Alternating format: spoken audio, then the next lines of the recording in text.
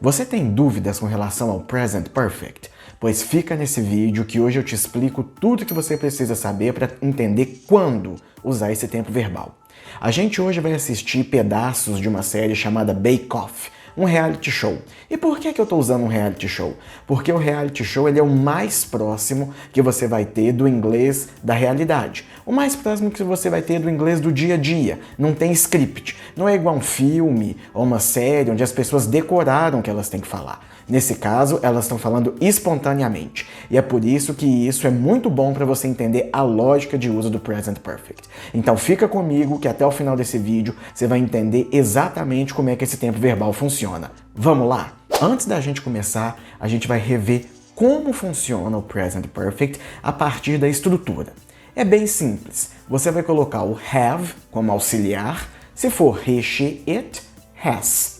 E aí você vai colocar o particípio do verbo que vier junto com o have, o verbo principal. Então, se for regular, você vai colocar ed. Se for irregular, você vai ter, que decorar mesmo. Ah, e a pior notícia com relação aos particípios em inglês é que os principais verbos, os verbos mais usados, costumam ser irregulares. Mas, se você decorar um verbo por dia, que foi o que eu fiz quando eu estava aprendendo inglês, no final do ano você já vai ter quase 400 verbos. Isso é bastante, não é mesmo? It's done it again. Essa primeira parte, ela é bem curta, mas ela é muito boa para a gente entender por que o rapaz usou o Present Perfect. Entenda, o Present Perfect vai unir o presente com o passado. Ele cria uma conexão entre esses dois tempos. Então, ele estava assando um bolo.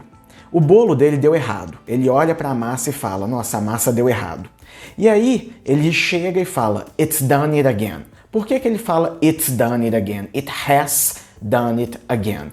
Por quê? Porque ele começou a assar um bolo no passado e na hora que ele viu que o resultado de algo que ele tinha feito no passado é visível no presente, tem uma consequência no presente, para conectar os dois ele usa o Present Perfect. Deu para entender? Vamos recapitular então. O Present Perfect conecta presente e passado. O cara começou a assar um bolo num ponto lá atrás no passado. E aí ele viu que o bolo deu errado agora no presente. Ou seja, ele está falando de algo que tem um resultado agora no presente, então ele tem que usar o Present Perfect. Vamos ver os próximos vídeos que isso vai ficar bem mais claro. For the second time, Wills has split. Bom, esse exemplo é com esse mesmo cara que não teve muita sorte fazendo o bolo dele durante o programa. Por que o narrador fala for the second time, Wills, Will é o nome do cara, Wills has split? Porque, mais uma vez, o cara começou a fazer o bolo lá atrás, uma segunda vez. Ele tentou a primeira, deu errado, igual a gente viu. Agora ele tentou a segunda, lá atrás. E aí, o que aconteceu? Deu errado de novo. Tem um resultado visível no presente, tem uma consequência visível no presente. Como é que você une presente e passado? Usando o Present Perfect. Por isso que o Present Perfect foi usado aqui nessa sentença. I'm a huge lover of plants. I have tons of them in my house. I've killed a lot, unfortunately. Esse terceiro caso também é emblemático de uso do Present Perfect. Perceba duas coisas. A primeira é que o cara não fala quando ele matou as plantas. Ele só fala que ele matou as plantas, né? I've killed a lot.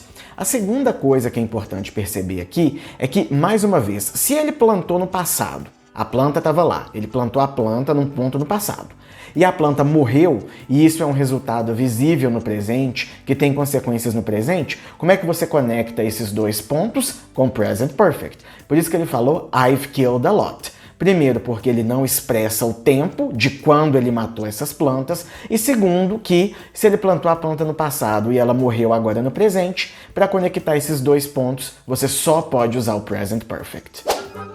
Ooh, they have risen very well, more than I thought. Esse último caso é para bater o martelo. Viu como que o Present Perfect conectou o presente e o passado? Tenta entender o que aconteceu ali. O cara assou o bolo lá no passado. O bolo veio assando, na hora que ele olha o bolo ele fala, they have risen. Elas subiram, né? Rise aqui é no sentido de crescer, tá? No português a gente usa crescer, eu sei que tem gente que pensa que crescer em inglês é grow up. Mas grow up é crescer em tamanho, para pessoas, tá?